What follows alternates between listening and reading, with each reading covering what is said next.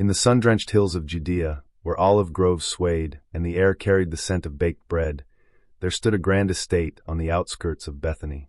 Its owner, Lord Matthias, was a man of wealth and wisdom, known across the region for his thriving trade in spices, linens, and rare jewels. Matthias was tall, with silver hair and piercing eyes that seemed to see through to one's soul. His voice, though gentle, carried authority, and his heart was guided by a faith deeper than his riches.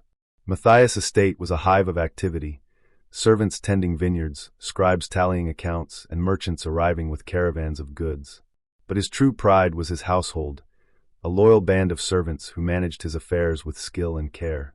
Among them were 3 men, Eli, Samuel, and Jonah, each distinct in temperament, yet bound by their service to Matthias. Eli, the eldest at 35, was a man of ambition and ingenuity. His quick mind and steady hands had doubled the estate's olive yield, and his charm won favor in Jerusalem's markets. Samuel, 28, was quieter, methodical, with a knack for numbers. He oversaw the ledgers, ensuring every coin was accounted for, his cautious nature a balance to Eli's boldness. Jonah, the youngest at 22, was timid, his eyes often downcast. He tended the stables, his work diligent but unremarkable, overshadowed by fear of failure. One autumn evening, as the harvest moon rose, Matthias gathered his servants in the courtyard.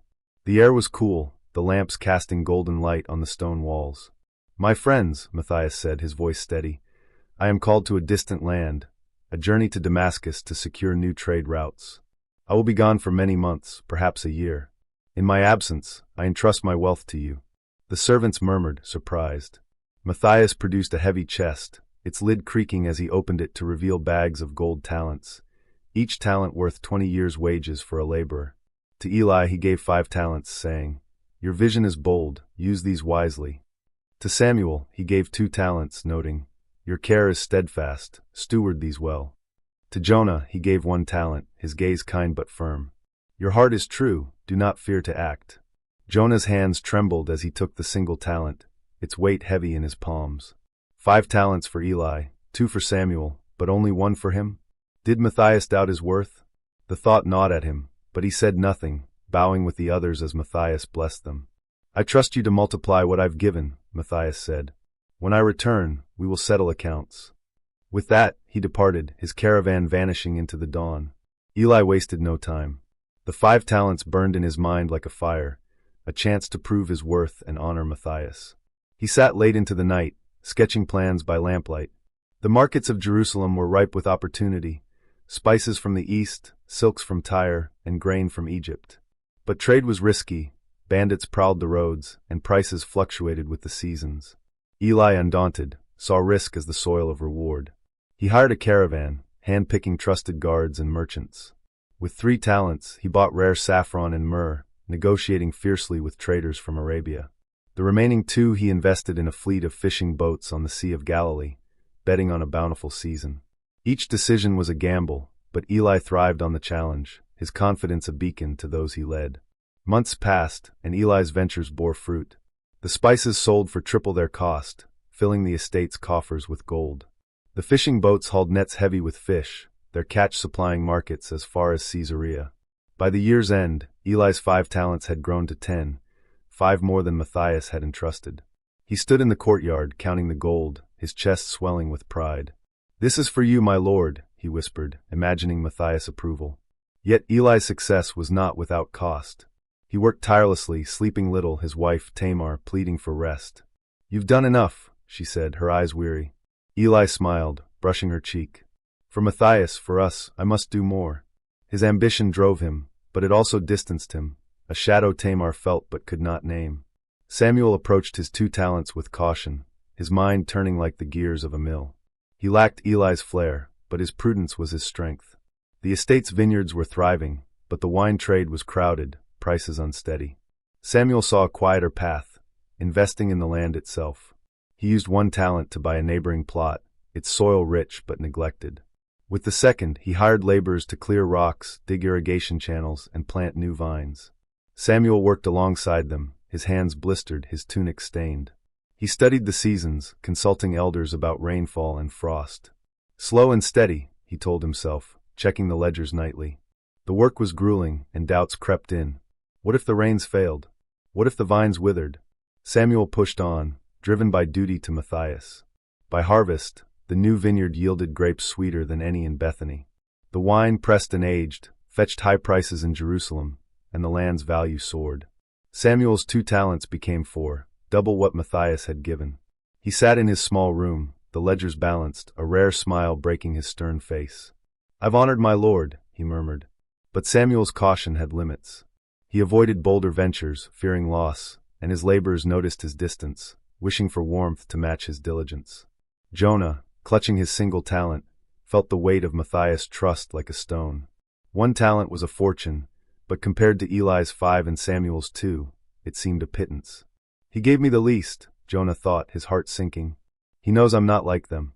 Fear gripped him, fear of failure, of shame, of proving Matthias right.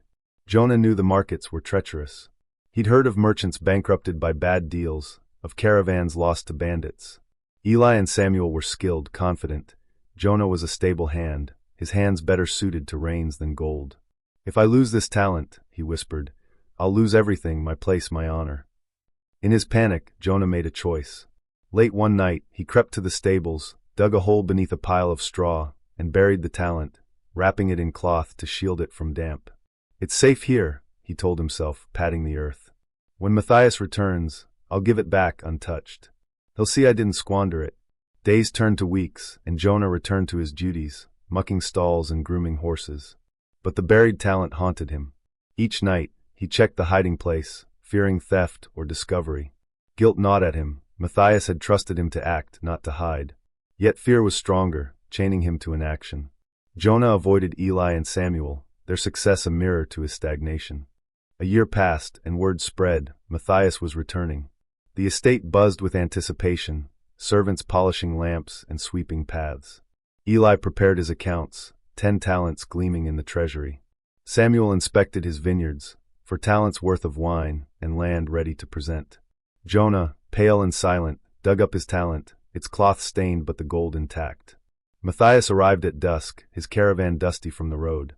The courtyard glowed with torchlight, and the servants gathered, their faces a mix of pride and nerves. Matthias, his eyes warm but searching, called Eli first. "My lord," Eli said, gesturing to the treasury, "you entrusted me with 5 talents. By trade and toil, I've made 5 more, 10 in all." Matthias' face lit with joy. "Well done, good and faithful servant. You've been faithful with much, I'll entrust you with more. Come, share my happiness." Eli bowed, his heart soaring, though Tamar's quiet gaze reminded him of costs unpaid. Samuel stepped forward, his ledger in hand. "My lord, you gave me 2 talents. Through land and labor, I've doubled them to 4. Matthias clapped his shoulder, his smile broad. "Well done, faithful one. You've stewarded well, greater tasks await you. Enter my joy." Samuel nodded, relief washing over him, though he wondered if boldness might have earned more. Jonah came last, his hands shaking as he held the single talent. "My lord," he stammered, "I knew you were a hard man, reaping where you didn't sow. I was afraid, so I hid your talent in the ground. Here it is, safe and whole." Silence fell, heavy as stone. Matthias' eyes, once warm, grew stern. "Wicked and lazy servant," he said, his voice low but firm. "You knew I expected a return, yet you did nothing. Even the banks would have given interest. Your fear betrayed my trust." Matthias turned to the others. "Take the talent from him, and give it to the one with 10.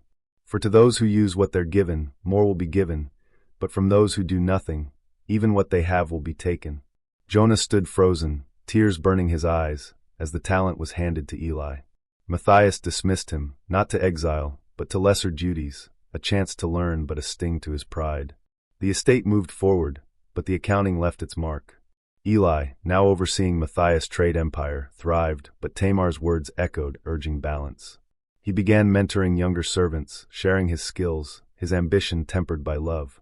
Samuel took charge of new vineyards, his caution softening as he trusted his laborers, their loyalty a new harvest. Jonah, relegated to menial tasks, wrestled with shame. Yet Matthias' mercy, keeping him in the household, planted a seed. Jonah watched Eli and Samuel, their courage a mirror, and slowly, he began to act, small steps toward redemption. The village of Bethany heard the story, and it spread. Merchants spoke of Matthias' trust, farmers of the servants' choices. Some, like Eli, saw opportunity in their gifts, others, like Jonah, hid from fear. But the tale stirred hearts, asking, "What have you been given, and how will you use it?" Years later, Jonah found his place.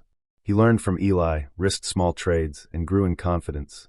Matthias, seeing his change, gave him a new task, not a talent, but a chance to prove his heart. Jonah's journey, slower than the others, bore its own fruit, a testament to grace.